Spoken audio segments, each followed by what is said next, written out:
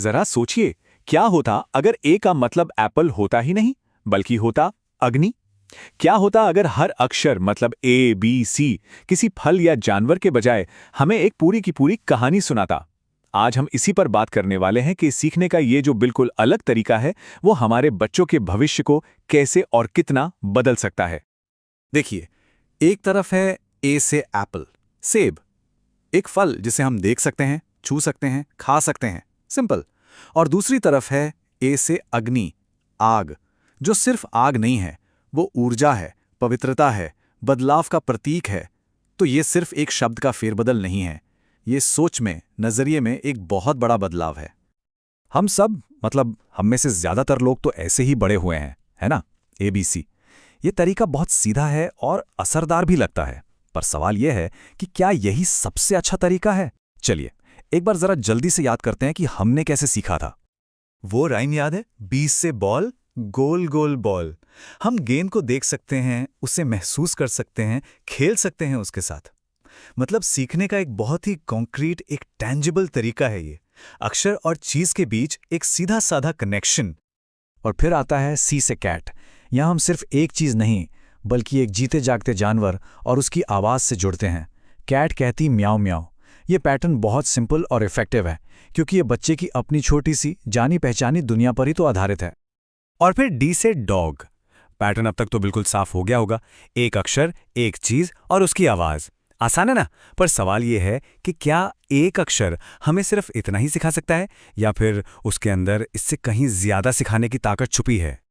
तो आप तैयार हो जाइए, क्योंकि अब हम अल्फाबेट की एक ऐसी दुनिया में कदम रखने वाले हैं जहां अक्षर सिर्फ अक्षर नहीं है, वो दरवाजे हैं, कहानियों और बड़े बड़े आइडियाज के दरवाजे। जी से गोट नहीं, जी से गणेशा। देखिए, एक जानवर की जगह एक देवता, एक मामूली सी चीज की जगह एक बहुत गहरा विचार। कौन सा विचार? बाधाओं को दूर करने का विचार।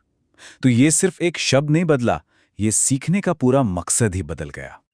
और ये सिलसिला यहीं नहीं रुकता। बी से बॉल नहीं, बी से ब्रह्मा, जो हमें क्रिएशन के बारे में, दुनिया बनाने के बारे में सिखाते हैं। सी से कैट नहीं, सी से चक्रा, जो हमें धर्म और कर्तव्य की याद दिलाता है। और डी से डॉग नहीं, डी से दुर्गा, जो हमें बुराई पर अच्छाई की जीत का विश्वास दिलाती हैं। मतलब यहां हर एक अक्षर अपने आप में एक पूरी कहानी है। तो सवाल यह है कि यह बदलाव इतना बड़ा क्यों है? ये सिर्फ शब्दों का खेल तो है नहीं।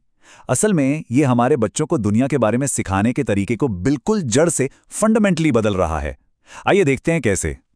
जरा इस टेबल को देखिए। एक तरफ टी से टाइगर, एक जानवर।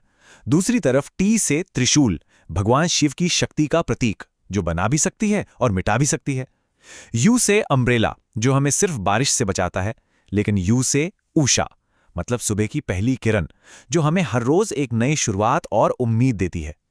ये जो गहरा फर्क है, इसे महसूस कर पा रहे हैं? इसको समझने के लिए ना हमें एक शब्द समझना होगा, पेडागॉजी, यानी शिक्षण शास्त्र।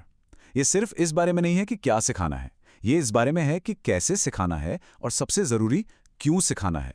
अब मकसद सिर्फ ये नहीं है कि बच्चा ए पहचान ले, मकसद ये है कि वो अग्नि के पीछे का आइडिया, मतलब ऊर्जा और पवित्रता के कॉन्सेप्ट को समझे। और ये जो सोच है ना, ये सिर्फ इंग्लिश ABC तक ही रुकी हुई नहीं है। ये असल में एक बहुत बड़ी, एक पूरी एजुकेशन सिस्टम का हिस्सा है, जो कई भाषाओं तक फैली हुई है। ये तरीका इंग्लिश अल्फाबेट से शुरू होता है और फिर हिंदी के स्वरों और व्यंजनों तक जाता है। मतलब ये एक पूरी तरह से जुड़ी हुई एक इंटीग्रेटेड सिस्टम है, जो भाषा की जड़ों को हमारी संस्कृति की कहानियों और हमारे मूल्यों से बहुत गहराई से जोड़ लेती है। हिंदी में ही देख लीजिए, अ से अजय, हनुमान, मतलब वो जो कभी हारते नहीं। ये हमें क्या सिखाता है?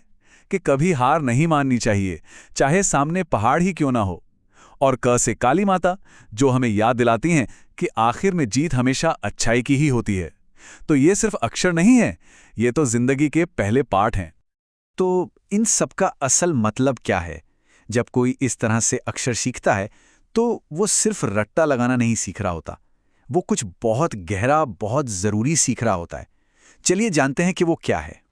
एक पल के लिए रुककर सोचिए, जब पहली बार ABC सीखी थी, तो असल में क्या सीखा था? सिर्फ 26 अक्षर और उनकी आवाजें, या फिर कुछ और भी था जो अनजाने में ही हमारे मन में हमेशा के लिए घर कर गया? इसका जवाब इस एक शब्द में छपा है, कल्चरल ट्रांसमिशन, यानी सांस्कृतिक हस्तांतरण। ये बिल्कुल वैसा ही है जैसे हमारी दादी नानी हमें कहानियां सुनाकर दुनिया के बारे में सिखाती थीं। ये सिर्फ इन्फॉर्मेशन देना नहीं है, ये हमारी जड़ों को, हमारी पहचान को अगली पीढ़ी तक पहुंचाना है। तो जब ए का मतलब अग्नि होता है और बी का मतलब ब्रह्मा, तो अल्फाबेट की किताब सिर्फ एक किताब नहीं रह जाती, वो एक खजाना बन जाती है, हमारी संस्कृति का, हमारे मूल्यों का और हमारी हजारों साल पुरानी कहानियों का खजाना। तो अगली बार जब कोई बच्चा ABC सीख रहा हो, तो यह सवाल जरूर पूछिएगा, क्या उसे सिर्फ अक्षर सिखाए जा रहे हैं या उसके लिए एक पूरी दुनिया का दरवाजा खोला जा रहा है?